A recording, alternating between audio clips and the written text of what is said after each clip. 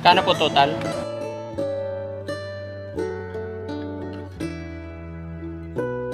Hi, good morning, Steph. Dalhin ka sana namin doon. At least naging klaro. Oh, pwede naman din tayong magbigay. Oo. Ibigay na natin yung kapraso lang naman eh. Oo. O di... O wag isagad para hindi na problema. Opo, sige. Steph, tinanong ko kasi siya nakaraan kung ilan sila magkakapatid. Sabi niya, siyam. Siyam, 10. 10. Sabi niya, idol ka daw niya. Ano ba sikreto? Bakit umabot ng 10 sunod-sunod? Tara, Purman, kain na kayo. Ayan, pagpasensyahan nyo muna yung ulam natin. Ayan, kasi tipid-tipid muna.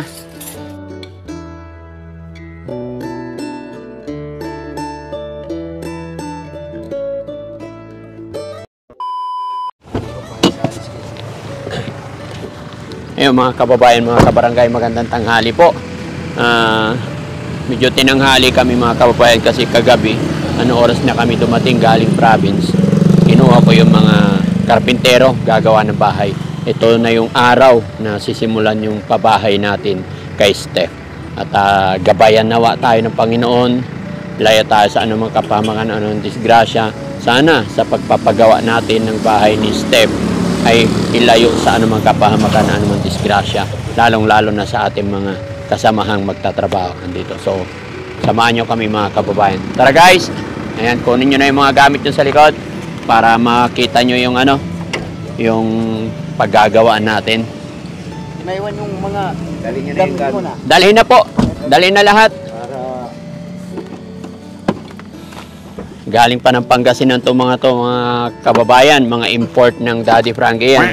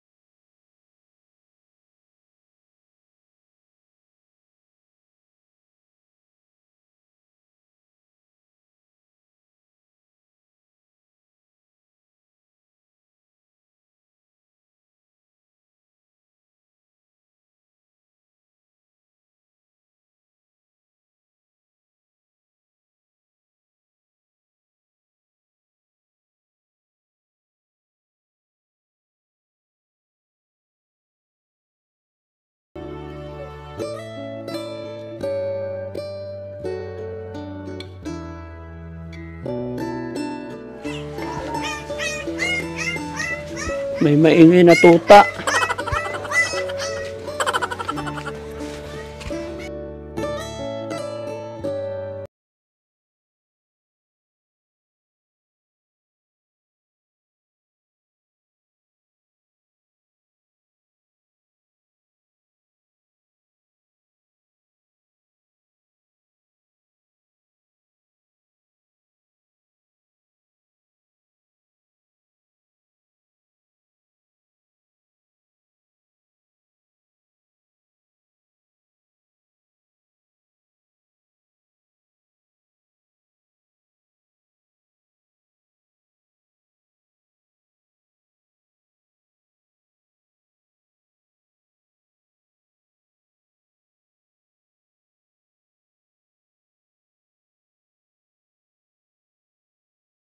Dito pa sa loob. Tao ka. Ay, nasi-air pa saglit po. Sige. Punta na lang kayo doon para maituro kung saan magsisimula. Ayan, good morning po. Tawagan ko lang din si Steph. Good morning. Good morning. Ay, hello, madam. Si Steph. Ay, nasa loob po.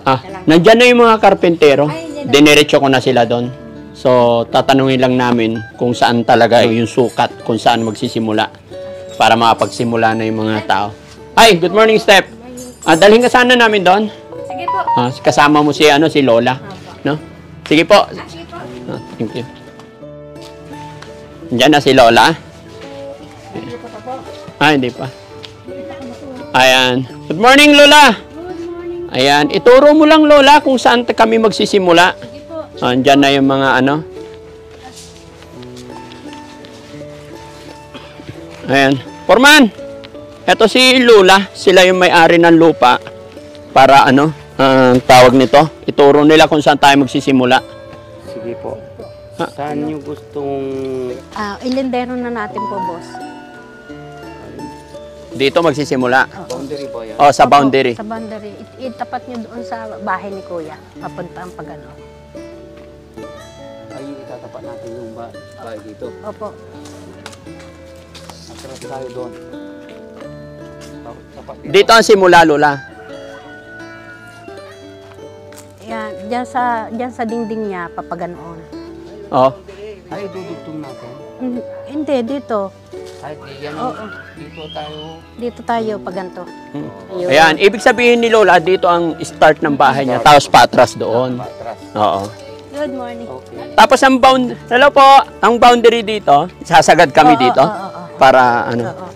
Doon ipapantay sa bahay ni Kuya. ipapantay din. Oo, paganoon. Ibig sabihin, nandito. Opo. Kung ipapantay. Opo. Ah. May bato. May makikita tayo. Ay, dyan ang mahon yan eh, dyan. Ah, saan ang Dyan muhon? sa dulo ng kay Kuyang yan. Dito. Opo, dyan. Tapos, doon. Tapos dito. Pumasok tayo sa Oh, baka mamaya makalagpas tayo. Hindi. Hindi. Nakita niyo yung yero sa dulo? Mamon din doon. Oo, yun. Okay. Yun diretsong paganto. Paganoon. Oh. Yun. Ah, si Lolo. Lo, tama ba? Ano? Parang ano na yan. Okay.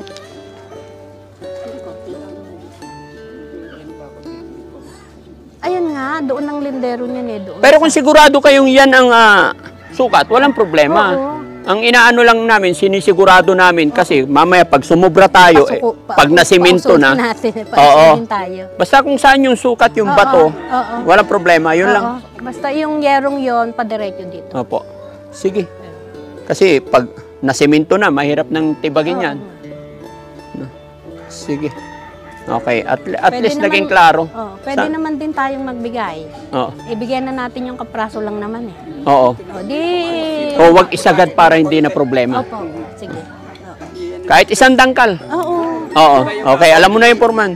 Para Hindi siguradong... naman yun ang ano. Ha? Hindi naman yun ang linder. Hindi naman yun ang... Oo nga eh, parang nga wala nang... Oo nga. Yun. Sige po.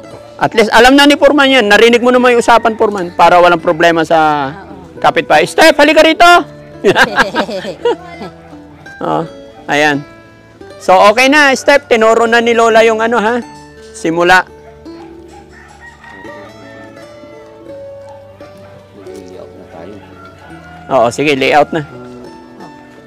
Linisan nyo na to. O, bali, mamamatay na muna yan. Lahat. Hanggang dito ba? Sagad ba dito? Kukunin lang namin yung... Yung sukat. Okay. Kung itatapat namin doon, kukunin namin yung haba lang. Sige. Di, Tsaka- hindi na natin papatayin ng mga halaman. Ay, atraso tayo. Oo. Eh di, isagad na natin sa halaman. Kung isagad natin sa boundary, Oh. kung halaman yun, nagpa-firewall tayo, boss. Hmm? Firewall na yon. Oo, firewall. Lalagpas yung ano mo. Kasi hindi na tayo pwede ano ng bulada ron. Mag-ano kasi, magbubulata ka. Oh, may bulada pa. Papasok ka din dito. So maganda nakaabante ng konti para may pader pa kayong pwedeng gumawa ng pader. Kung saka. Malinisan. Kung adjust na lang tayo ng 1 meter. 1 meter, ang laki nun. Para yung bulada niya Pero para sa akin lang Lola, no, advantage pag may 1 meter. Bakit ka mo? Yung 1 meter, later on, makukuha mo kung hanggang saan talaga. Okay. Mapapader mo pa rin yun. Di ba? Kasi kung uurong tayo doon, so, ibig sabihin, wala ka ng chance na mag-ikot-ikot doon. Magiging firewall na yun. So, hindi ka na wala ka ng chance para umiikot pa doon. Saka yung kwento, yun di ba, magkaano naman yun eh, ang bawa dito na... Oh. Pader. Pader. Oo. Lalagpas ka pa, opo, tama ka Lo. Kaya kailangan Okay, natin okay. talaga ng 1 meter, no? Sige, tama yung sinabi ni Foreman. Hmm. So, pag nag-ano tayo 1 meter, hindi pa magagalaw yung mga halaman. Okay. Okay. Sige. Salamat, Lola. Dito lang ang maalis, bayabas. Mm-mm. At saka maghuhukay pa ng... Opo. Sabi ni Foreman, yung pader mo, sabi ni Foreman, Step, liga dito, pakinggan mo yung sinasabi ko. Sabi kasi ni Foreman, yung pader mula rito hanggang doon sa may mangga.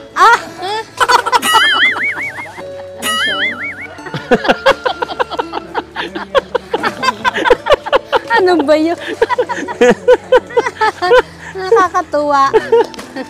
Foreman, nagkamali ka yata ng sukat. Hindi ganun ang usapan natin, ha?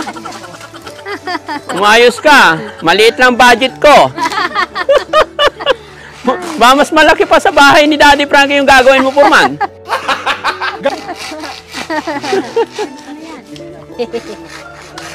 Lo, hayaan mo na yan. Mapagod ka. Kayang-kaya nila yan. Kung ano yung request nyo, sige lang. Oo. Ako naman kaya kala kinabit ko, ano na. Mm-mm. Kuno ko nung sampay, ako mainit at pansamantala. Naalala ko ako.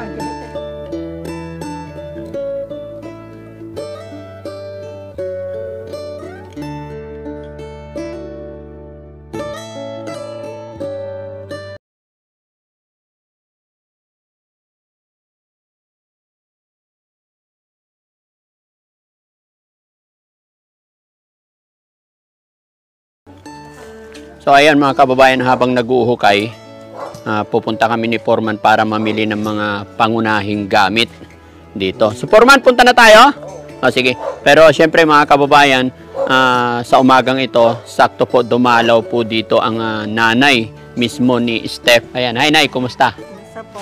Ayan, kung ano pakiramdam na masisimula na yung bahay ni Steph? Masaya po. Masaya. Ayan, kita naman sa ano. Ano lang naman Nay, ang pader na gagawin namin na bahay ni Steph, mula doon nakikita nyo yon. Yun. Pader hanggang doon. Pwede na. Yan. Okay lang. Okay lang. Kasi napag-usapan namin kasi ni Steph, tinanong ko kasi siya nakaraan kung ilan sila magkakapatid. Sabi niya, siyam. Siyam, 10. 10. 10. Sabi niya, idol ka daw niya. Gusto raw niya 12. Kaya palalakihan na natin. Ha? Round down lang. Baka gagawin 12 din. Kaya nga Ay, po. 10 10. din. Idol ka nga. Ituro mo na lang yung sikreto mo na para magaya niyang 10. Ko po ang hirap. Ano ba sikreto? Bakit umabot ng 10 sunod-sunod? Hindi ko Sweet alam. sila lagi. Hindi, nakita ko naman kay John Lloyd, sweet kayo lagi. Di ba? So yun na yung mga mga sikreto para sunod-sunod makasampo. Ayan. So hanggang dyan lang muna mga kababayan, no? Tabayanan nyo, mamimili lang kami ng materyales. Kasi ito yung simula, kararating lang kaya wala pa kami masyadong gamit. So let's go! Sige na, alis muna kami. Foreman, dito sa...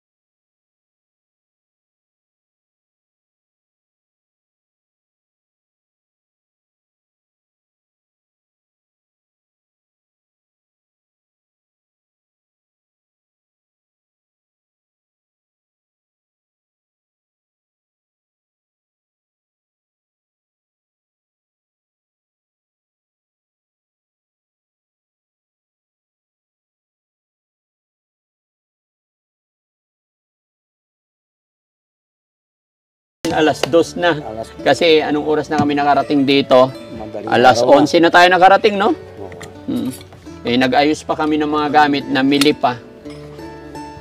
Ayan. Ala. Naputo. Oh, masugat ka, Foreman. Okay na. Oh, ayan. Para tayo nasa Mahirap yan, Foreman. Oh, tumagos. ayan. Oh, sikwatin mo na lang.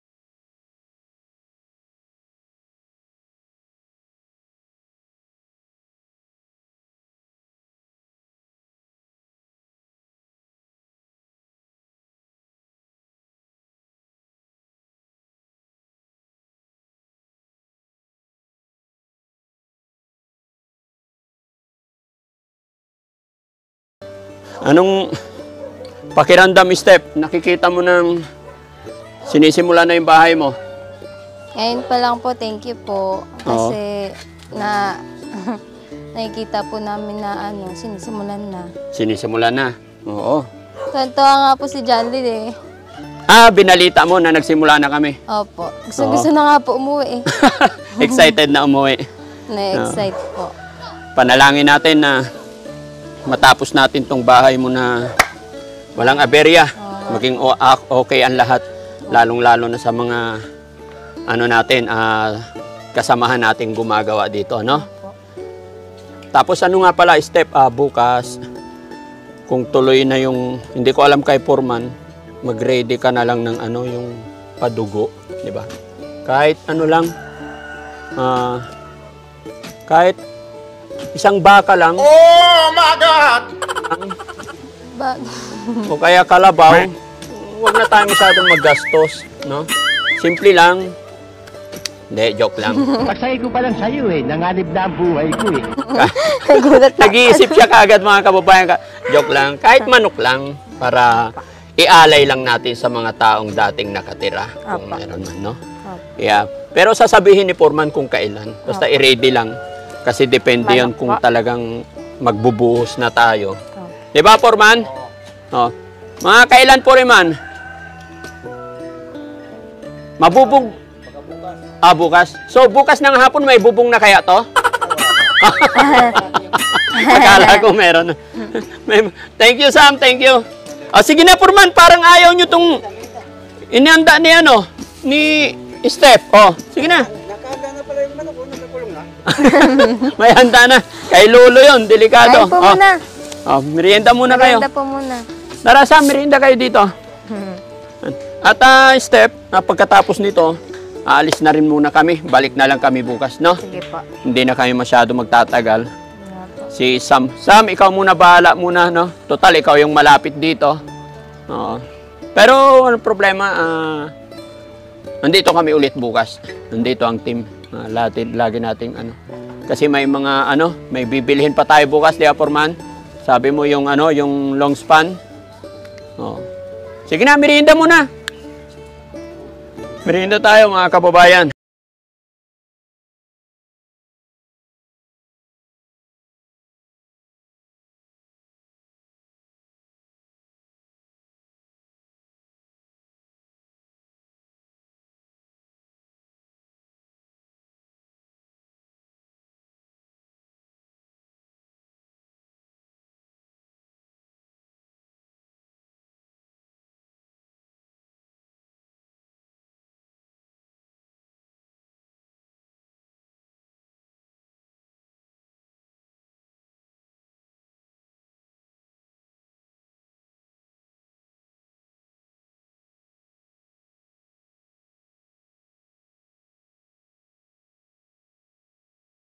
Ni Mons yata to eh. Yung cameraman din natin, syempre. Oh, kampay bro. Paano ka mag... hindi, sige lang. Ha? Dito na lang ako, sa'yo na yun. Akin na to marami. Akin to, isa ako ang nahuli. Ha? Hindi. Hindi na.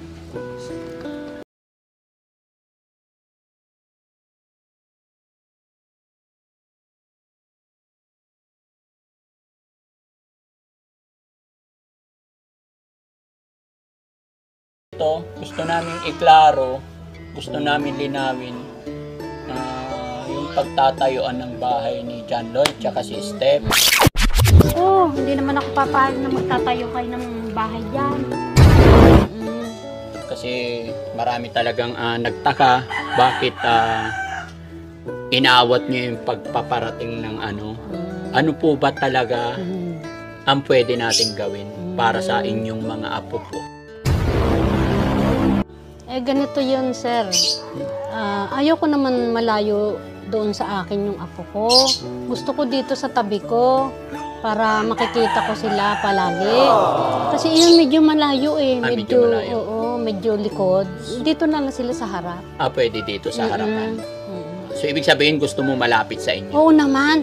Apo ko yun, mahal-mahal ko yun eh. Maraming kinabahan, Lola eh. Isa na rin po ako. Kinabahan kami. Akala namin walang mapagtirikan ng bahay Hindi itong naman. inyong apo. Yan. Salamat naman sa Diyos at ganun.